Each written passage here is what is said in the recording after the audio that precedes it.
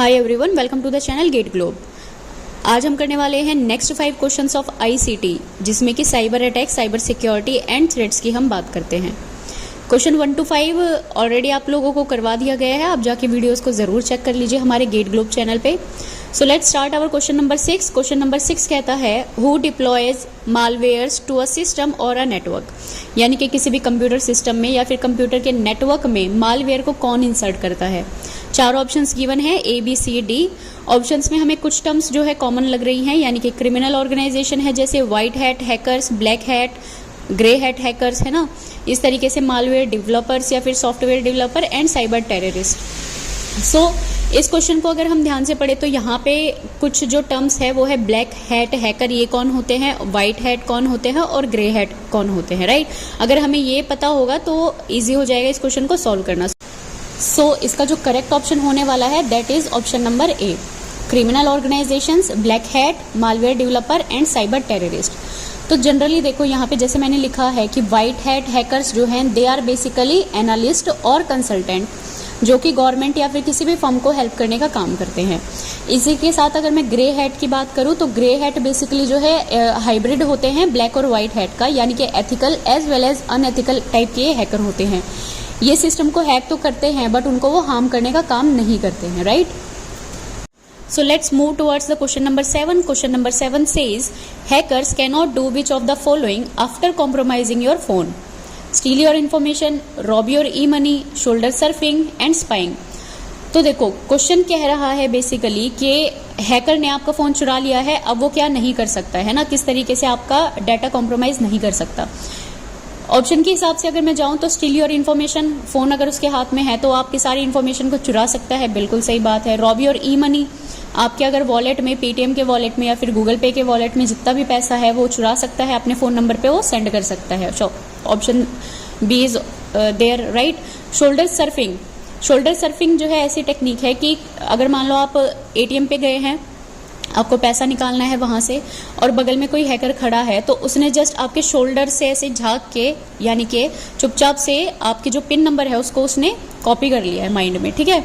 तो this is about the shoulder surfing. तो shoulder surfing एक ऐसी टेक्निक है जो after compromising your phone possible नहीं है। फोन चुराने से पहले उसे पिन नंबर पता होना चाहिए, राइट, तभी वो आपके फोन को कॉम्प्रोमाइज कर पाएगा। So option C should be correct here, right. Option D spying, ऐसा नहीं है, स्पाइंग भी वो बेसिकली नहीं कर पाएगा। So here option C is the correct answer. इसके एक्सप्लेनेशन एक बार देख लीजिए। It is basically a type of social engineering technique use to obtain information such as PIN number, यानी कि पर्सनल आइडेंटिफिकेशन नंबर, पासवर्ड हो गया या फिर कोई और confidential data, over the victims shoulder, right. जैसे मैंने आपको एग्जाम्पल दिया है एटीएम मशीन का। It is basically done before compromising the mobile, so hacker can steal your information, rob your e-money or do spying after compromising your smartphone or mobile phone, right? So shoulder surfing जो है ये word आप ध्यान रखेंगे, clear. आगे चलते हैं question number 8 की तरफ। Question number 8 says once activated, एक ब्लैंक दिया है, can enable, अगेन एक ब्लैंक दिया है, to spy on the victim, steal their sensitive information and gain backdoor access to the system। 4 options again यहाँ पे दिए हैं, virus, cyber criminals, malware penetration testers, trojan cyber criminals, virus and penetration testers, right. So देखो question पढ़ो, अगर कोई भी ऐसा इनमें से चाहे वायरस है, मालवेयर है या फिर ट्रोजन है, अगर ये एक्टिवेट हो जाता है, इट कैन इनेबल, क्या वो साइबर क्रिमिनल्स को इनेबल कर देता है या फिर वो पेनिट्रेशन टेस्टर को इनेबल कर देता है, राइट। और यहाँ पे अगर बात कर रहे हैं क्वेश्चन में to gain the backdoor access to the system, तो जहाँ पे भी ये बैकडोर एंट्री की बात करता है या फिर बैकग्राउंड में कोई भी अगर जो है हमारा मालवेयर चल रहा है, दैट इज बेसिकली क्या है, वो ट्रोजन ही रहने वाला है, ठीक है। तो ट्रोजन का ही ये काम है कि सेंसिटिव इन्फॉर्मेशन को चुरा लेना एंड बैकग्राउंड में वो रन करता रहता है। So option C should be the correct here, right? So once activated, Trojans can enable cyber criminals to spy on the victim, steal their sensitive information and gain backdoor access to the system. Option C is the correct here, right? आगे चलते हैं। Question number 9 says which of the following is not an example of a botnet programme.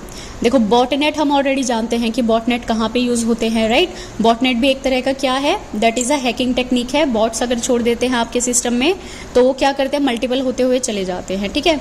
तो इनमें से पूछा है कि कौन सा इनमें से एग्जाम्पल नहीं है एक बॉटनेट प्रोग्राम का। Zeus, Game Over, Zero Access या फिर माई डूम। ZOS हो गया, गेम ओवर हो गया और zero access, these are basically the names of the और the type of the botnet program. So option D should be correct here. Mydoom basically is not an example of a botnet program. Example की मैं बात करूँ, जैसे starting के जो भी example है दीज आर द बॉटनेट्स, ठीक है। तो यहाँ पे जो भी हमारा कंप्यूटर होगा है ना, जिसमें बॉटनेट को डाला जाएगा, उसको हम बेसिकली किस नाम से जानेंगे, ज़ॉम्बीज सिस्टम के नाम से जानेंगे। और बॉटनेट क्या होता है, बेसिकली बॉट यानी कि रोबोट और नेट यानी कि नेटवर्क, है ना। दोनों वर्ड से मिलकर ये ब्लेंड होके एक वर्ड बना है। It usually are not use for encrypting files for ransom यानी कि फिरौती के लिए जनरली जो है बॉटनेट का यूज नहीं किया जाता। They are implemented to carry out the distributed DoS attack, है ना। डिनाइल ऑफ सर्विस अटैक के लिए जनरली ये इफेक्टिव है, डाटा को स्टील करने का काम करता है, स्पैम मैसेजेस भी भेजता है और कनेक्शन और जो इसका सर्विसेज है उसको भी ये कॉम्प्रोमाइज करने का काम करता है। ये जनरली स्मार्टफोन्स में आ सकते हैं बॉटनेट्स, IoT यानी कि इंटरनेट ऑफ थिंग डिवाइसेस में आ सकते हैं, कंप्यूटर सिस्टम में भी आ सकते हैं। आज के टाइम पे जो है पीयर टू पीयर नेटवर्क में जो है इसका यूज किया जा रहा है। पीयर टू पीयर यानी कि व्हाट्सएप हो गया, जैसे स्काइप हो गया, है ना। पीयर टू पीयर क्या है, एक ग्रुप ऑफ कंप्यूटर या फिर नेटवर्क है जो एक दूसरे से लिंक रहते हैं, है ना, with equal permissions and responsibilities for processing the data. Clear है। Now question number 10 says dash phishing is a type of phishing where the construction of fake web page is done for targeting definite keywords and waiting for the searcher to land on the fake web page। अब देखो इस question में ही generally एक answer छुपा है। क्या है, keywords को चेक करो। यहाँ पे फेक वेब पेजेस वो बना रहा है, ठीक है। फिशिंग यहाँ पे यूज हुई है। फिशिंग का मतलब क्या है, steel the information via email, है ना, या फिर SMS या फिर वॉइस, जिसको हम विशिंग बोलते हैं, ठीक है। अब वो फेक वेब पेजेस की बात कर रहा है और वो बात कर रहा है waiting for the searcher to land on the fake web page, ठीक है। तो वॉइस हम जानते हैं वॉइस के थ्रू होता है, SMS फिशिंग जो है टेक्स्ट के थ्रू हो गया, ईमेल यानी कि ईमेल सेंड होता है। अब यहाँ पे सर्चर और फेक वेब पेजेस की बात हो रही है तो जनरल सी बात है, यहाँ पे option number C is the correct answer, यानी कि सर्च इंजन। सिंपल सा क्वेश्चन था। So search engine phishing is a type of phishing where the construction of fake web page is done. आज के लिए इतना ही, मिलते हैं हमारी नेक्स्ट वीडियो में और बहुत सारे अच्छे अच्छे क्वेश्चंस के साथ। और हमारा जो चैनल है बेटा गेट ग्लोब का, उसको ज़रूर आप सब्सक्राइब कर लीजिए एंड थैंक यू।